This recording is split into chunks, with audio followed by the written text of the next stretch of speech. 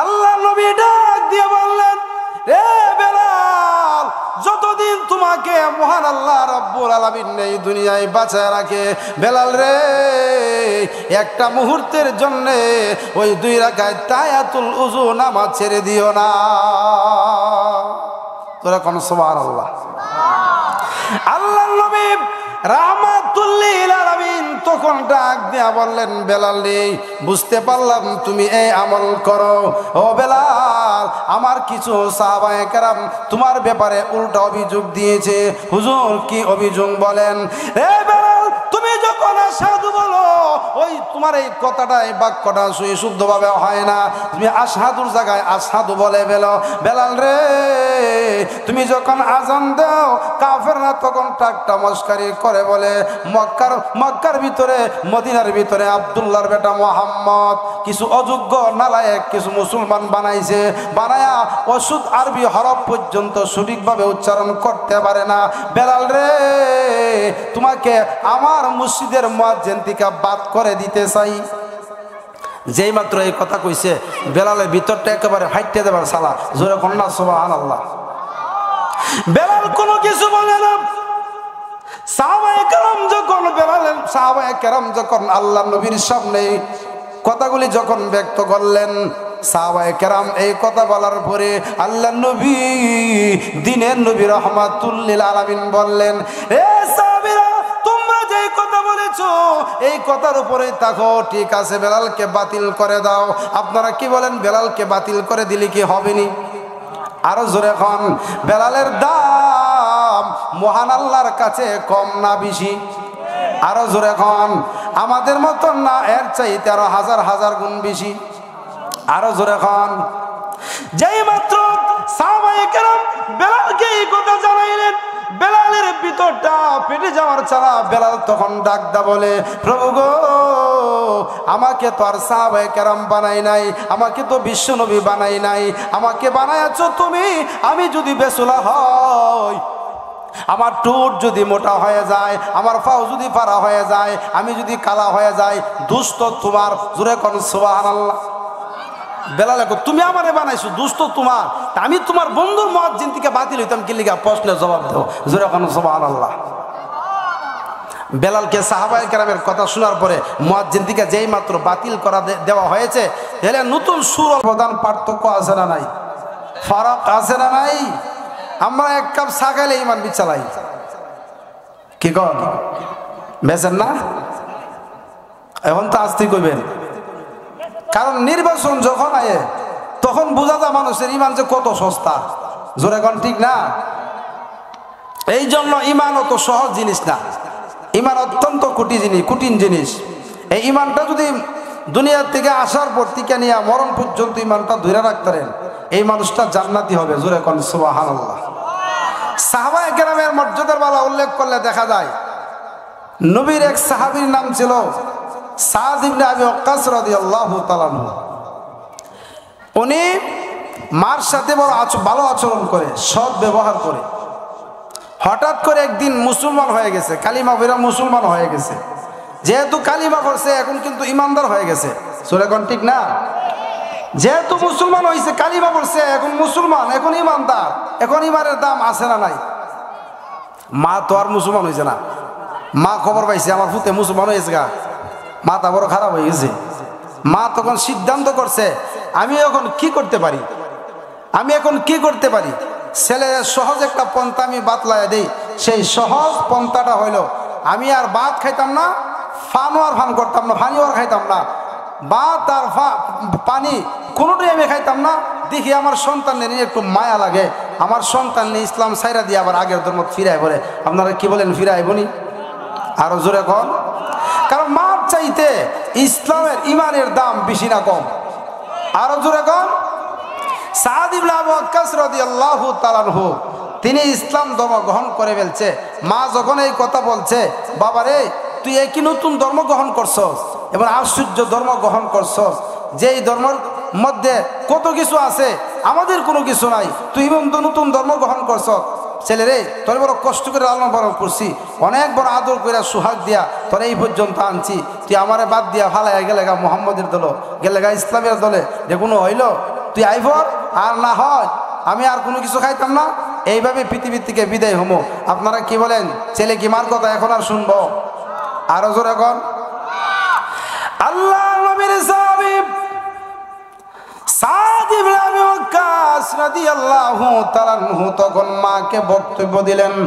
মাকে তখন ভাষণ দিয়া বললেন, মা আপনি আমাকে ওয়াজ করতে পারেন, নসিহত করতে পারেন গো মা।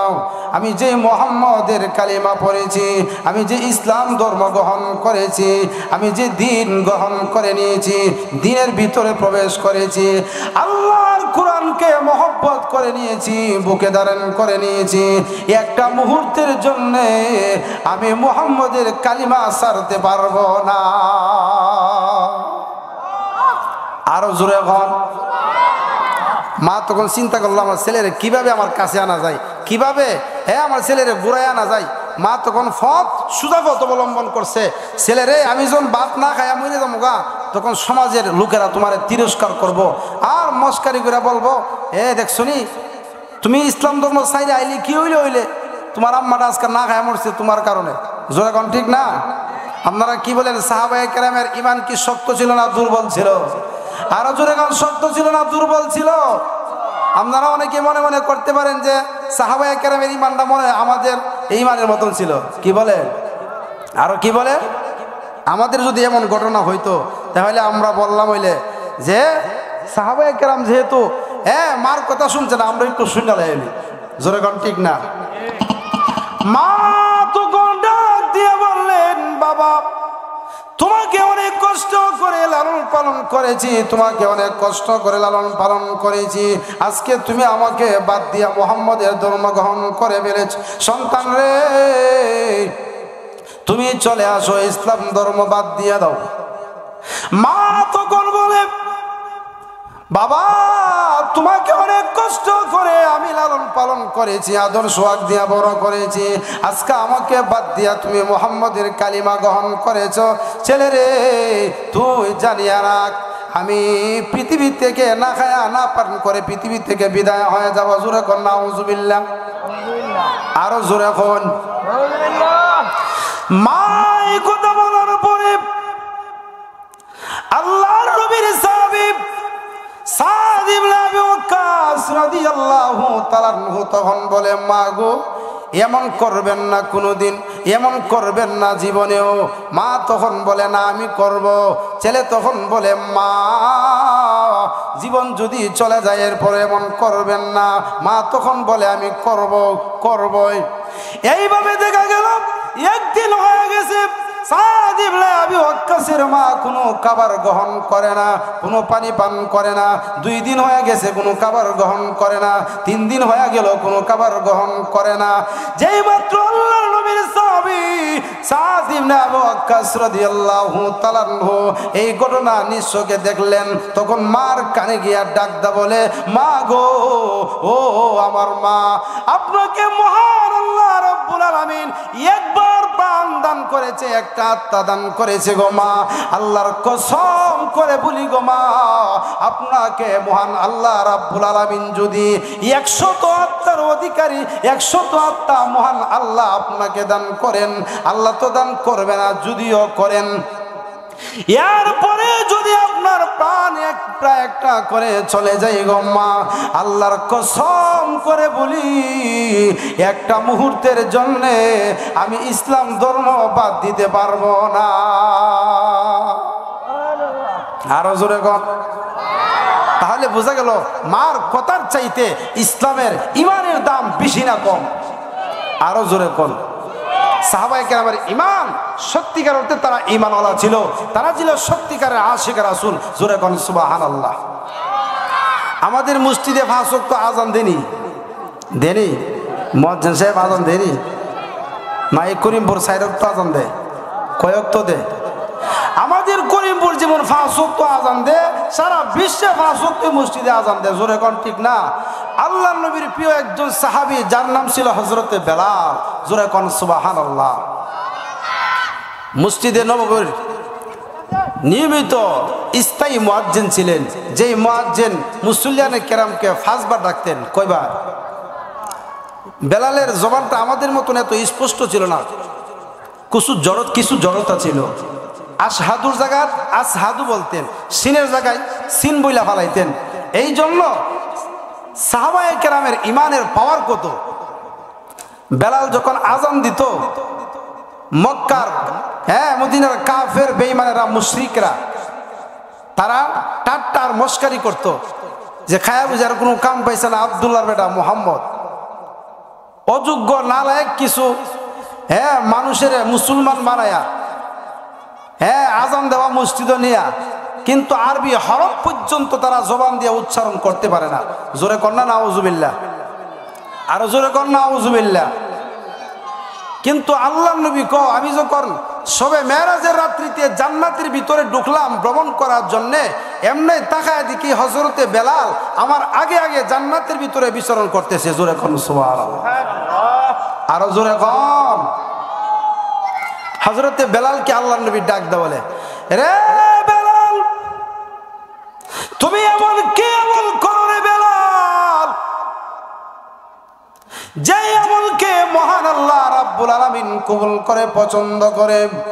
এই আমলের বরকতে মহান আল্লাহ রাব্বুল আলামিন জান্নাতের ভিতরে আমি বিশ্ব নবীর আগে তোমাকে চলতে দেখেছি। আল্লাহু আকবার, জোরে বলেন। আমরা তো একটু আমল করলে মানুষের সামনে গিয়া প্রকাশ করে দিই, খুললে দিই, আজকে তাহাজ্জুদ করেছি, আজকে দোয়া করেছি। জোরে কোন ঠিক না? পাঁচ ওয়াক্ত নামাজ পড়ে না, কিন্তু বুঝ একটা তাফা দেয়, বুঝা যা তাফা দিলে যে আওয়াজ দাও, এই আওয়াজটা বুঝি ইমানের আওয়াজ। কি বলে বেড়াগিরি। কিন্তু বেলালে এত সুন্দর আমল করার পরেও নবীর কাছে সবকিছু প্রকাশ করে না। কিন্তু আল্লাহ নবীকে বেলাল বলস না কি আমল করছ, আজকে দেখছি আমি জান্নাতের ভিতরে আমি বিশ্ব নবীর আগে তুই চলতেছ, বলস না কি আমল করছ, জানার দরকার আসেনি? আরো জোরে কর। আল্লাহ নবীর সাহাবী হযরত বেলাল রাদিয়াল্লাহু তাআলা বলে, ইয়া রাসূলুল্লাহ, ইয়া হাবিবাল্লাহ, আল্লাহর নবী গো, আমার তেমন বেশি আমল নাই গো নবীজি, আমার তেমন বেশি আমল নাই। ইয়া রাসূলুল্লাহ, ইয়া হাবিবাল্লাহ গো আল্লাহর নবী, আমি সদা সর্বদাই উযুর হালাতে থাকি। আমার যখন উযু ভেঙে যায়, আমার যখন উযু চলে যায়, তখন আমি বেলাল সাথে সাথে উযু বানাইয়া মসজিদে গিয়া 2 রাকাত তাহিয়াতুল উযু নামাজ আদায় করে নেই।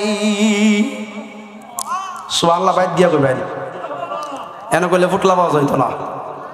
জোরে কর না সুবহানাল্লাহ। তাহলে বেলালের আমলটা কি ছিল? বেলালে আমি সবসময় উজুর হালাতে থাকি, আমার যখন উজু ছুটে যায়, উজু ভেঙে যায়, তখন আমি সাথে সাথে উজু বানায় আলাই। জোরে কোন সুবহানাল্লাহ। আর এই উজু বানায় আমি 2 রাকাত তাহিয়াতুল উজু নামাজ পড়ি। 2 রাকাত তাহিয়াতুল উজু নামাজের দাম আছে না নাই? আর জোরে কোন। আল্লাহ নবী কো, বেলাল বুঝছি তুমি এই আমলটা গোপনে গোপনে করো, এই জন্যই তো দেখছি আজকে জান্নাতের ভিতরে আমার আগে আগে চলো। জোরে কোন না সুবহানাল্লাহ। আল্লাহ নবী ডাক দিয়ে বললেন, রে বেলাল, যতদিন তোমাকে মহান আল্লাহ রাব্বুল আলামিন এই দুনিয়ায় বাঁচায় রাখে, বেলাল রে, একটা মুহূর্তের জন্য ওই 2 রাকাত তাহিয়াতুল উযু নামাজ ছেড়ে দিও না।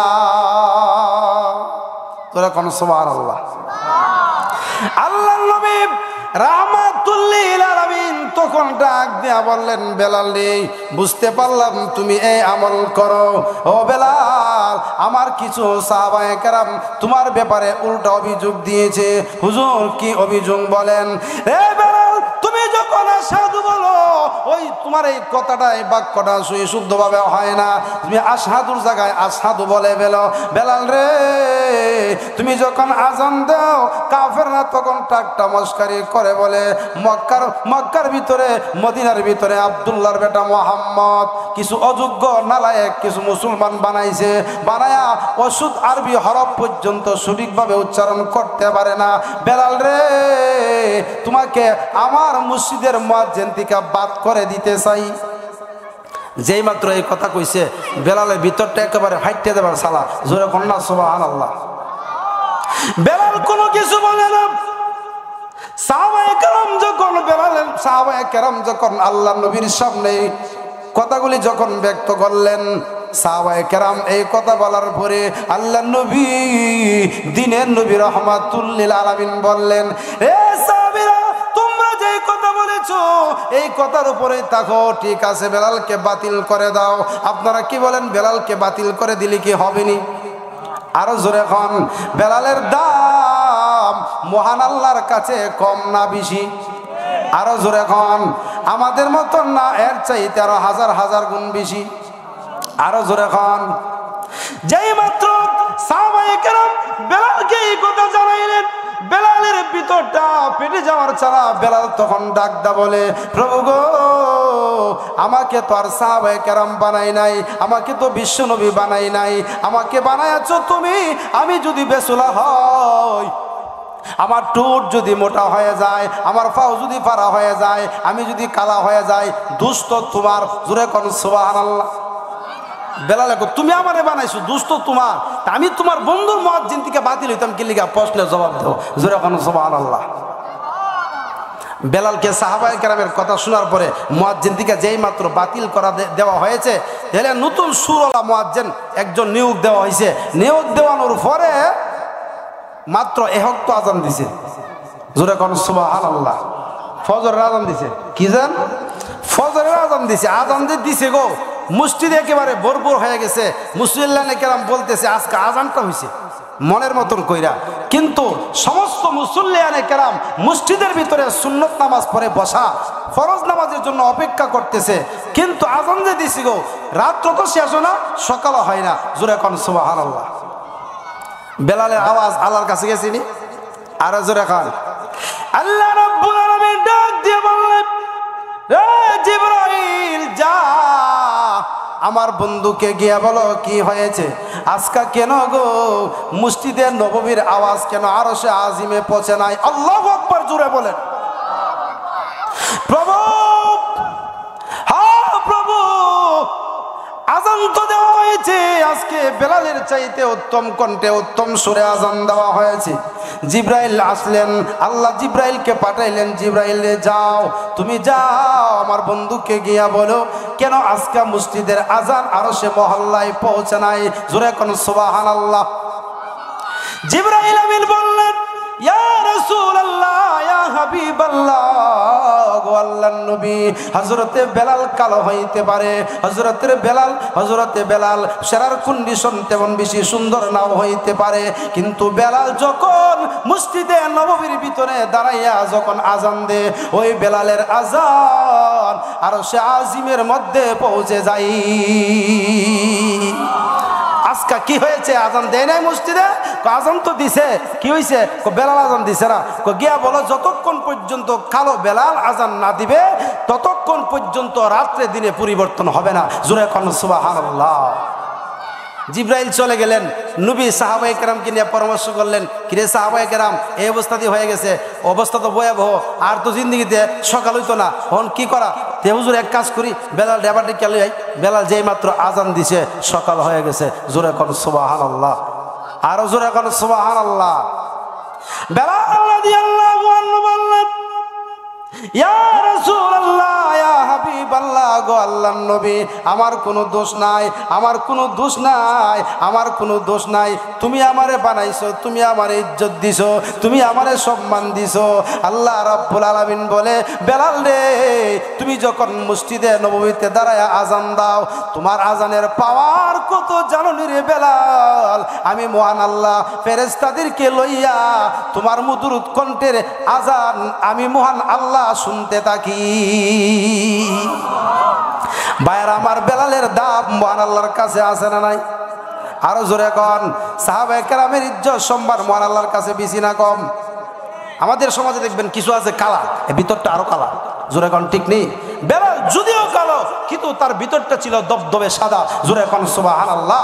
এই জন্য আল্লাহ রাব্বুল আলামিনের কাছে দোয়া করা, প্রভু যতদিন পর্যন্ত এই দুনিয়াতে রাখো ঈমানের সাথে রাখো। জোরে কন আমিন। আরো জোরে বলুন আমিন। ঈমানের দাম আছে না নাই? আরো জোরে কন। আল্লাহর নবী রাহমাতুল লিল আলামিন একদিন জিবরাইলকে ডাক দিয়া বললেন, রে ভাই জিবরাইল, তোমার বয়স কত? জিবরাইল আমিন ডাক দা বলে, ইয়া রাসূলুল্লাহ, ইয়া হাবিবাল্লাহ, আল্লাহর নবী গো, আমি জানি না গো আমার বয়স কত, তবে আল্লাহ পাকের আরশে মুআল্লা একটা তারা আছে, এই তারাটা 70,000 বছর পরে একবার উদয়িত হয়। এই তারাটা আমি জিবরাইল একবার দুইবার নয়, আমি ওই তারাটা জিবরাইল 72,000 বার উদয় হইতে দেখেছি। নবী গো, এখন আন্দাজ করে দেখেন আমার বয়সটা কত। জোরে কন্যা সুবহানাল্লাহ। আল্লাহ নবী বললেন, রে ভাই জিবরাইল, বুঝলাম, তাহলে এই তারাটা এখন তুমি দেখোনি? জিবরাইল আলাইহিস সালাতু ওয়াস সালাম বললেন, না গো নবীজি, এখন তো আর দেখি না। আল্লাহর নবী বললেন, জিবরাইল রে, ওই তারাটা পাইলাম আমি বিশ্ব নবী রাহমাতুল লিল আলামিন। আরো জোরে এখন সুবহানাল্লাহ। এভাবে কইলে আমার পিছনে যে আসবেন, যে আমার পরে যে বক্তা আসবেন, আপনারা হলে ওয়াজ করতে মজা পাইতো না। সুবহানাল্লাহ জায়গা জায়গা কইতেব বেশি বেশি করে, জোরে বলেন, ঠিক না? এই জন্য আল্লাহর রাসূল বলেন, জান্নাতের ভিতরে এমন একটা গাছ লাগানো হয়, একবার সুবহানাল্লাহ বললে, একবার আলহামদুলিল্লাহ বললে, একবার আল্লাহু আকবার বললে, এমন একটা এত বড় একটা গাছ লাগানো হয়, যেই গাছের তলদেশে দিয়া একটা দ্রুতগামী ঘোড়া, তেজস্বী ঘোড়া যদি 100 বছর পর্যন্ত চলে, এরপরে এই গাছের ছায়া অতিক্রম করা সম্ভব হবে না। আরো জোরে এখন সুবহানাল্লাহ। এই জন্য আপনারা শেষ পর্যন্ত থাকতে রাজি আছেননি? আপনারা যে বসছেন, আমারও কলজাটা শান্তি হয়েছে, আপনার কলজা শান্তি হয়েছিনি? শেষ পর্যন্ত থাকেন, আস্তে আস্তে আরো হইব, জোরেগণ, ঠিক না? এই জন্য আল্লাহ রাব্বুল আলামিন আমাদের ইমান যেন সাহাবায়ে কেরামান ইমান নিয়ে যেন আমরা কবরে যাইতে পারি, আল্লাহ রাব্বুল আলামিন আমাদের সকলকে ইখলাসের সাথে, ইমানের সাথে, মাহফিলের শুরু থেকে নিয়ে দোয়া পর্যন্ত আমাদের সকলকে ইখলাসের সাথে বসে এক কথাগুলি শ্রবণ করার তৌফিক দান করুক। সকলে বলুন আমিন। আরো জোরে বলুন আমিন। ওয়া আখির